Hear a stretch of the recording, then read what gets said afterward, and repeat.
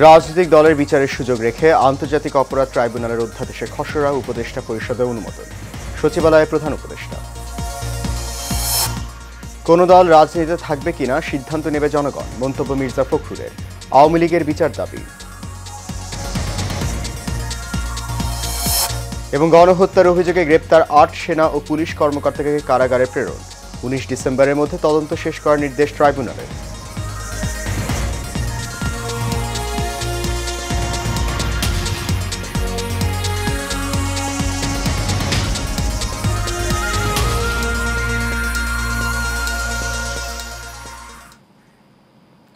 সবাইকে স্বাগত জানাচ্ছি এশিয়ান নিউজে। আপনাদের সাথে আছি আমি সৈয়দ মাহিউজ্জামান মুখর। শুনছেন বিআরবি কেবল ইন্ডাস্ট্রিজ লিমিটেড সংবাদ শিরোনাম। যাচ্ছি পুরো খবরে। রাজনৈতিক দলের বিচারের সুযোগ রেখে আন্তর্জাতিক অপরাধ ট্রাইব্যুনালের অধ্যাদেশের খসড়া অনুমোদন করেছে উপদেষ্টা পরিষদ। অধ্যাদেশ জারি হলে মানবতা বিরোধী অপরাধে জড়িত রাজনৈতিক দলের বিচারের সুপারিশ করতে পারবে ট্রাইব্যুনাল। অন্তর্বর্তী সরকারের প্রধান উপদেষ্টার দায়িত্ব নেয়ার পর প্রথমবারের মতো সচিবালয়ে অফিস করে অধ্যাদেশ জারি করেন ডক্টর মোহাম্মদ ইউনূস। প্রধান উপদেষ্টার সভাপতিত্বে উপদেষ্টা পরিষদের বৈঠক অনুষ্ঠিত হয়। প্রধান উপদেষ্টার সচিবালয়ে আগমন উপলক্ষে প্রশাসনের এই প্রাণকেন্দ্র ঘিরে কড়া নিরাপত্তা নেওয়া হয়।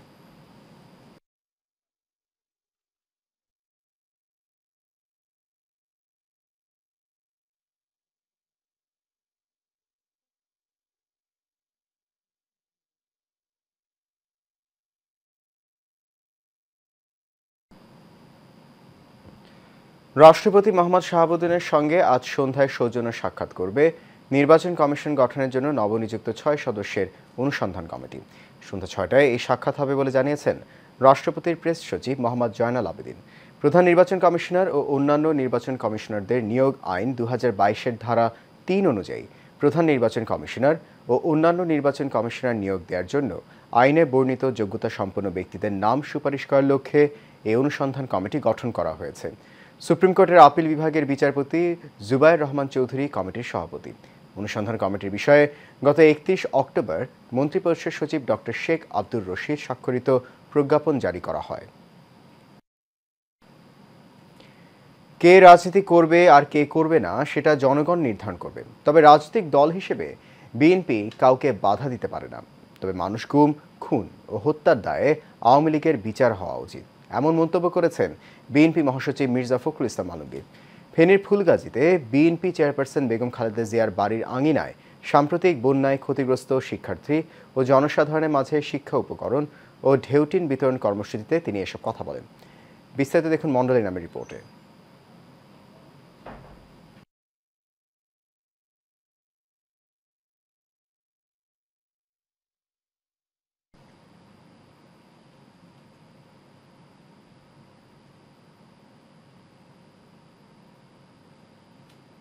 দর্শক, আমরা রিপোর্টটির জন্য অপেক্ষা করছি।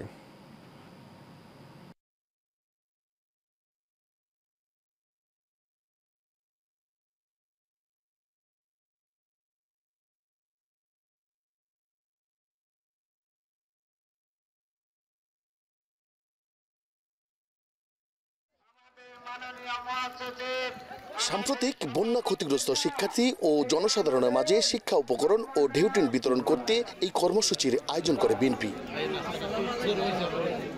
এ সময় বিএনপির মহাসচিব মির্জা ফখরুল ইসলাম আলমগীর বলেন, বিগত সরকার যে পরিমাণ হত্যা করেছে, লুট করেছে, তার দায় শেখ হাসিনা সহ সকলকেই দেশে এনে বিচারের আওতায় আনতে হবে, শাস্তিও দিতে হবে। তবে কোন দল অংশ নিবে আর কারা নিবে না সেটা বিএনপির সিদ্ধান্ত নয়।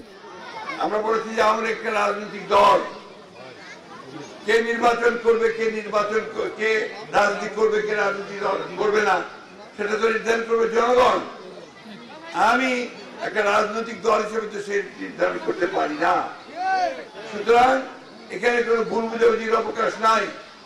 আমরা কখনোই কাউকে কোন দলকে নির্বাচন করতে দিতে মানা করিনি, কিন্তু যারা হত্যা করেছে, যারা মানুষ খুন করেছে, যারা অন্যায় করেছে, যারা দেশের আপনার সম্পদ নষ্ট করেছে, বিদেশে টাকা পাঠিয়ে দিয়েছে, তাদেরকে অবশ্যই হাসিনা সহ সকলকে নিয়ে সেখানে বিচার করতে হবে, তাদেরকে শাস্তি দিতে হবে। অল্প সময়ের মধ্যে চিকিৎসার জন্য বিএনপির চেয়ারপারসন বিদেশে যাবেন বলেও জানান তিনি। আপনার কাছে একটাই অনুরোধ করব, আপনারা এমন একটা মাটির মানুষ যে মাটি সব সময় অন্যায়ের বিরুদ্ধে অন্যায়ের বিরুদ্ধে কোনদিন মাথা নত করে নাই। জুলাই অভ্যুত্থানের মাধ্যমে তৈরি হওয়া ঐক্য যেন কোনোভাবেই বিনষ্ট না হয় সে ব্যাপারে সবাইকে সজাগ থাকার আহ্বানও জানান বিএনপির মহাসচিব মির্জা ফখরুল ইসলাম আলমগীর। এখন আসুন আমরা সবাই ঐক্যবদ্ধ হই, আমরা যেন ঐক্য ভেঙে না ফেলে বিনষ্ট না করে আমরা যেন কাজ করি। আমাদের একটা এখন নতুন সরকার আমরা দায়িত্ব দিয়েছি, ছাত্ররা দায়িত্ব দিয়েছে, তারা দেশটার এই জঞ্জালগুলো সাফ করবেন, সাফ করে একটা নির্বাচনের ব্যবস্থা করবেন। সেই নির্বাচনের মধ্য দিয়ে নতুন করে পার্লামেন্ট সরকার গঠন হবে। আমি আমার সাংবাদিক মন্ডলের নাম, Asian television, Dhaka. July August গণহত্যায় সাবেক আইজিপি চৌধুরী আব্দুল্লাহ আল মামুন ও সাবেক সেনা কর্মকর্তা জিয়াউল আহসানকে সহ ৮ জনকে গ্রেফতার দেখে কারাগারে প্রেরণ করা হয়েছে। আগামী ১৯ ডিসেম্বরের মধ্যে তদন্ত শেষ করে প্রতিবেদন জমা দেওয়ারও নির্দেশ দিয়েছে আন্তর্জাতিক অপরাধ ট্রাইব্যুনাল। বুধবার ট্রাইব্যুনালের চেয়ারম্যান বিচারপতি মোহাম্মদ গোলাম মুর্তজা মজুমদারের নেতৃত্বে ৩ সদস্যের ট্রাইব্যুনালে তাদের বিষয়ে শুনানি অনুষ্ঠিত হয়। দেখুন এই মিতুর রিপোর্ট।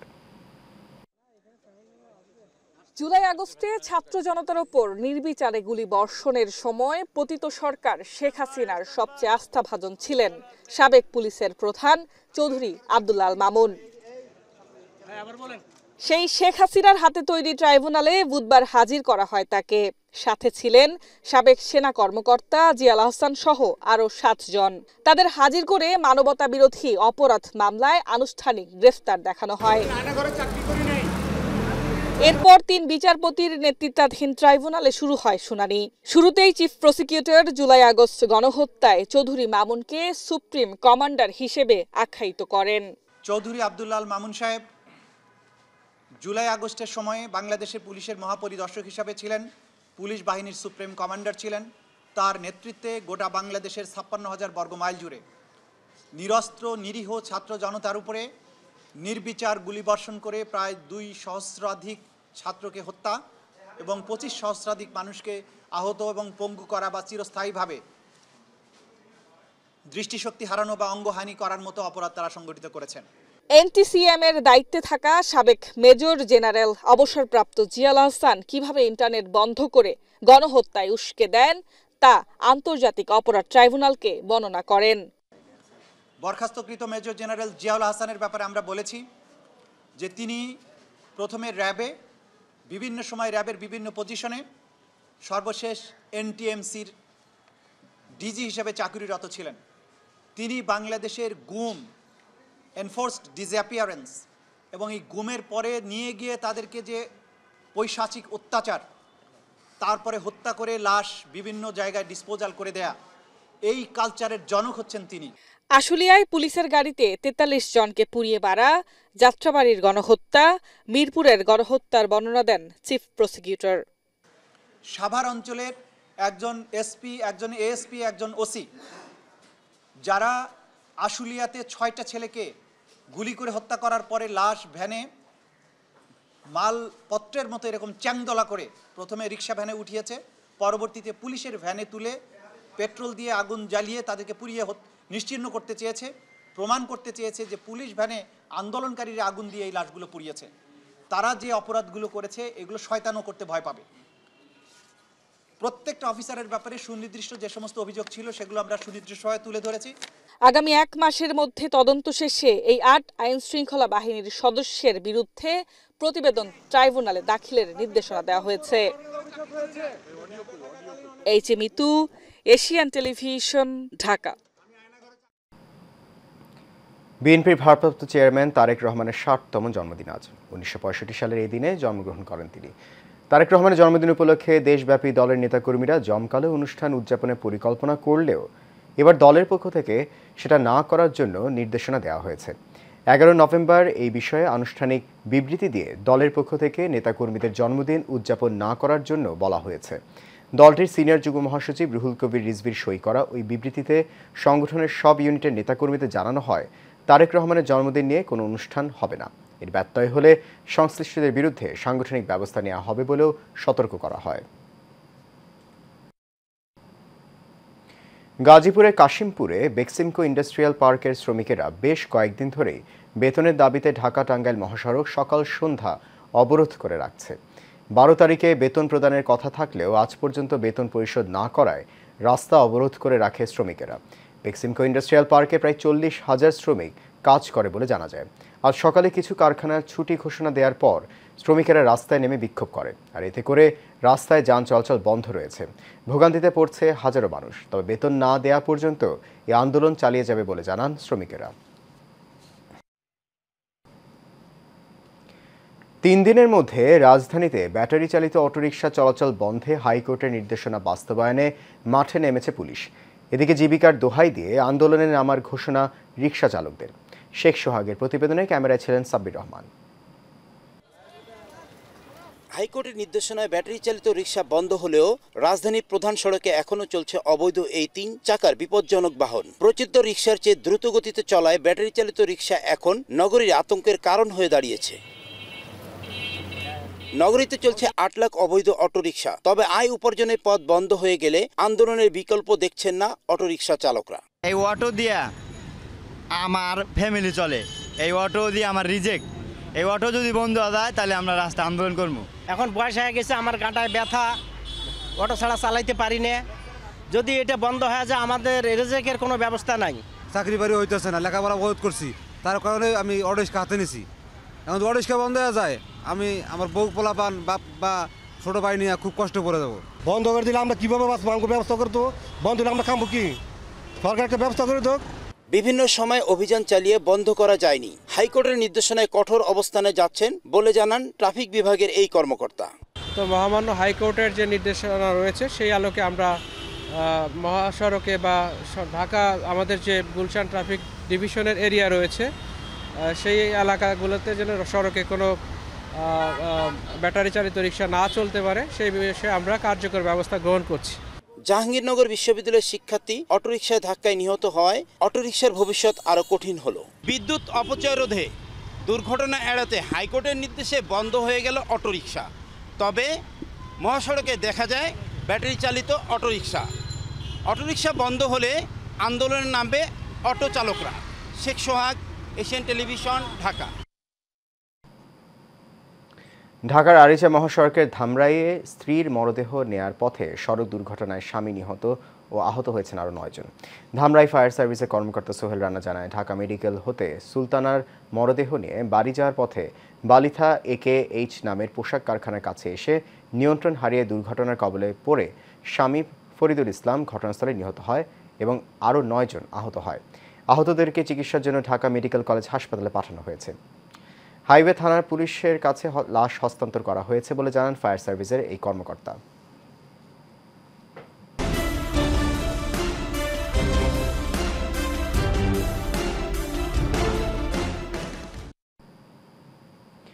ব্রাহ্মণবাড়িয়ার বাঞ্ছারামপুর উপজেলায় বিএনপির সম্মেলন ঘিরে সৃষ্ট উত্তেজনায় 144 ধারা জারি করা হয়েছে। মঙ্গলবার রাতে এক আদেশে উপজেলা নির্বাহী কর্মকর্তা ও নির্বাহী ম্যাজিস্ট্রেট মোহাম্মদ আবুল মনসুর এই নিষেধাজ্ঞা জারি করেন। তিনি জানান, 19 নভেম্বর সন্ধ্যা হতে 21 নভেম্বর সন্ধ্যা পর্যন্ত বাঞ্ছারামপুর সরকারি SM মডেল পাইলট উচ্চ বিদ্যালয়ের মাঠ ও এর আশপাশে এলাকায় 144 ধারা জারি করা হয়েছে। ফৌজদারি কার্যবিধি 1898 এর 144 ধারার বিধান মোতাবেক এই আদেশ জারি করা হয়েছে। উপজেলা নির্বাহী কর্মকর্তার আদেশে বলা হয়, আজ বাংলাদেশ জাতীয়তাবাদী দল বিএনপির একাংশ ব্রাহ্মণবাড়িয়া জেলার বাঞ্ছারামপুর উপজেলার বাঞ্ছারামপুর সরকারি SM মডেল পাইলট উচ্চ বিদ্যালয় মাঠে সম্মেলন করার প্রস্তুতি গ্রহণ করেছে। বিএনপির আরেকটি অংশ একই স্থানে একই সময়ে জাতীয় বিপ্লব ও সংহতি দিবস উপলক্ষে আলোচনা সভার আয়োজনের প্রস্তুতি গ্রহণ করেছে। তবে কোনো পক্ষকেই সম্মেলন বা আলোচনা সভা করার অনুমতি দেওয়া হয়নি। কিশোরগঞ্জে কটিয়াদীতে যানবাহনের অব্যবহৃত টায়ার পুড়িয়ে তৈরি করা হচ্ছে জ্বালানি তেল, আর এতে হুমকির মুখে পরিবেশের ভারসাম্য ও জীববৈচিত্র্য। দূষিত ধোঁয়ার কারণে নানা রোগে আক্রান্ত হচ্ছে স্থানীয়রা। প্রতিষ্ঠানের বয়স 3 বছর অতিবাহিত হলেও নেই পরিবেশ অধিদপ্তরের ছাড়পত্র। কটিয়াদী থেকে প্রতিনিধি আরমান মিয়ার পাঠানো তথ্যছবিতে বিস্তারিত জানাচ্ছেন সঞ্জিতা হক। কিশোরগঞ্জের কটিয়াদীতে যানবাহনের অব্যবহৃত টায়ার পুড়িয়ে তৈরি করা হচ্ছে জ্বালানি তেল। কারখানাটি সড়কের পাশে হওয়ায় দূষিত ধোঁয়ায় অস্বস্তিতে পড়তে হচ্ছে বিভিন্ন যানবাহনের চালক, যাত্রী ও স্থানীয়দের। স্থানীয়রা বলছেন, টায়ার পোড়ানোর ধোঁয়া বাতাসের সঙ্গে মিশে নানা রোগে আক্রান্ত হচ্ছেন তারা। আমরা স্কুলে আসি, এখান থেকে টায়ারের ব্যাকটেরিয়া, এখানে গন্ধ আছে অনেক, তো আসলে মাথা ঘুরাই, ক্লাস করতে পারি না ভালোভাবে। স্কুল থেকে আমরা বাড়ি থেকে স্কুলে আই, পরে আবার বমি টমি হয়, মানে গন্ধ টন্ধ লাগে, এইখান থেকে আয় পড়াশোনা করতে পারি না। আমাদের যে ছোট ছেলে মেয়েরা আছে কলেজে পড়ে বা হাই স্কুলে পড়ে, মাধ্যমিক বিদ্যালয়ে বা প্রাথমিক বিদ্যালয়ে, কলেজ যাই বলেন না কেন, এখানকার দিয়ে যাওয়া আসার সময় যে একটা প্রতিক্রিয়া সৃষ্টি হয় ওদের ভিতরে, যেটা পরিবেশ বান্ধব মনে করি না আমি। তবে নিজের প্রতিষ্ঠানের সপক্ষে যুক্তি দিলেন কারখানা মালিক। পরিবেশের বলতে কি, এত তো নির্দিষ্ট কোনো এই যে করেন তখন আমরা পারমিশন দিব। এখন একটা কাজ করাই, তারপরে আবার একটা করে আর একটা করে। বিসিক শিল্প নগরী না ছাড়াও তো হয়। আমরা শিল্প ছাড়া আপনি মনে করেন একটা বিস্কিট ফ্যাক্টরি করতে হলে আপনি বিসিকে যাবেন। আমাদের কিছু ওয়েস্টেজ ওয়াটার আছে, এগুলো আমি এখন ট্যাঙ্কিতে রেখে এটাকে ব্লিচিং, তারপরে এই চুন, এগুলো ইয়ে করে আমরা রিইউজ করে ফেলি। এই বিষয়ে প্রয়োজনীয় ব্যবস্থা নেওয়ার আশ্বাস দিলেন এই কর্মকর্তা। এর মাধ্যমে জানলাম যে আজকে এই ধরনের আমাদের কলিয়াজের মানিকতলাতে ফ্যাক্টরি রয়েছে। ফ্যাক্টরি করতে গেলে তো অবশ্যই আমরা জানি যে পরিবেশের ছাড়পত্র সহ বিভিন্ন দপ্তরের প্রয়োজনীয় ছাড়পত্রের যে প্রয়োজন হয়। তো আপনারা যেহেতু বক্তব্য দিয়েছেন, আমরা এটা সরজমিনে দেখব, যদি এখানে প্রয়োজনীয় কাগজপত্র বা কোনো ঘাটতি থাকে তাহলে অবশ্যই প্রয়োজনীয় যে আইনি বিধান আছে সেই অনুযায়ী ব্যবস্থা নেব। পরিবেশ ও জীববৈচিত্র্য রক্ষায় টায়ার কারখানা বন্ধে স্থানীয় প্রশাসন দ্রুত কার্যকর পদক্ষেপ নেবে, এমনটাই প্রত্যাশা স্থানীয়দের। সানজিদা হক, এশিয়ান টেলিভিশন।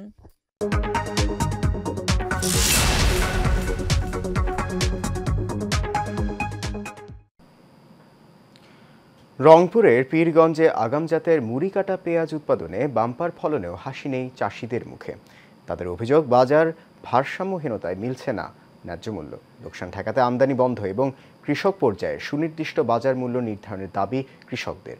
পীরগঞ্জ থেকে মিনহাজুল ইসলাম মিলনের পাঠানো তথ্যচিত্রে বিস্তারিত জানাচ্ছেন সঞ্জিতা হক। অতিবৃষ্টি আর নানা ভোগান্তি মাথায় নিয়ে আগাম জাতের মুড়ি কাটা পেঁয়াজ চাষ করেছেন পীরগঞ্জের কৃষকরা। শীতকালীন মুড়ি কাটা পেঁয়াজ তুলতে এখন ব্যস্ত সময় পার করছেন তারা।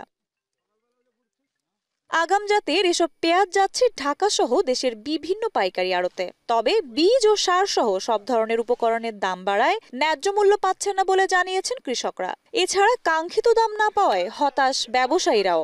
মাল কেনা লাগে 7,000 টাকা 8,000 টাকা মন, এখন বেচতেছি কম দাম। এতে সারের দাম কম বেশি, আপনার কীটনাশক ওষুধের দাম বেশি, কিষাণ খরচ বেশি, তাতে দামের দাম 35টি চাষটা সহকারে কিষাণ বার সহকারে 2,10,000 টাকা খরচ আমার। আমি পেঁয়াজ বিক্রি করছি 2,35,000 টাকা। এদের থেকে খুব আহামরি কোনো লাভ নেই। আমাদের এই পেঁয়াজ আছে ঢাকা কারণ বাজারে, তারপরে আপনার গাজীপুর চৌরাস্তা, ভৈরবে, সব জায়গায় যাচ্ছে, সব জায়গায় দাম কম। আমরা কৃষকের কাছে কিনতেছি 1500-1600 টাকা মন। এখানে আপনার 1 কেজিতে খরচও প্রায় 4 টাকার মতো হচ্ছে। তাতে ওখানে যা যে দামে বিক্রি করতেছে তাতে আমাদের কোনো আসতেছে না, মুনাফা আসতেছে না। এদিকে কৃষি বিভাগ বলছে শীতকালীন পেঁয়াজ বাজারে উঠলে দাম কমতে শুরু করবে নিত্যপণ্যটির। সাধারণভাবে পেঁয়াজের মূল্য এখন দেখা যাচ্ছে 120 টাকা যদি হয়, পাতা পেঁয়াজের মূল্য থাকে 50 থেকে 60 টাকা কেজি। ফলে এটি বাজারে একটা এই প্রভাব বিস্তার করে থাকে, ফলে আমাদের পেঁয়াজের দাম কমে যায় এবং আমরা যে আমদানি নির্ভর হয়ে যাই এই সময়টাতে, সেটা আমাদের কমে যায়। ফলে একদিক থেকে এই পেঁয়াজ চাষ অন্যতম লাভজনক একটা ফসল। আর একটা বিষয় হচ্ছে, যেহেতু পাতা পেঁয়াজ এর ফলন দেখা যাচ্ছে হেক্টর যেখানে 15 টন পার হেক্টর হয়, সেখানে এর ফলন আসে 25 থেকে 30 টন পার হেক্টর, অর্থাৎ ফলনও দ্বিগুণ হয়। আলটিমেটলি আমাদের কৃষক এটা বাণিজ্যিকভাবে লাভবান হয়। উৎপাদন খরচ পুষিয়ে নিতে পেঁয়াজের ন্যায্য বাজার মূল্য নিশ্চিত করতে সংশ্লিষ্টদের প্রতি আহ্বান পেঁয়াজ কৃষকদের। সানজিদা হক, এশিয়ান টেলিভিশন। এর সাথে শেষ হবে এশিয়ান নিউজ। তার আগে বিআরবি কেবল ইন্ডাস্ট্রিজ লিমিটেড সংবাদ শিরোনামগুলো জানিয়ে দিচ্ছে আরও একবার।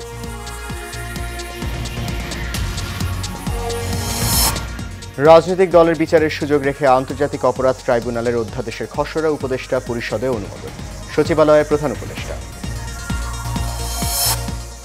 কোন দল রাজনীতিতে থাকবে কিনা সিদ্ধান্ত নেবে জনগণ, মন্তব্য মির্জা ফখরুলের। আওয়ামী লীগের বিচার দাবি। এবং গণহত্যার অভিযোগে গ্রেপ্তার 8 সেনা ও পুলিশ কর্মকর্তাকে কারাগারে প্রেরণ, 19 ডিসেম্বরের মধ্যে তদন্ত শেষ করার নির্দেশ ট্রাইব্যুনালের।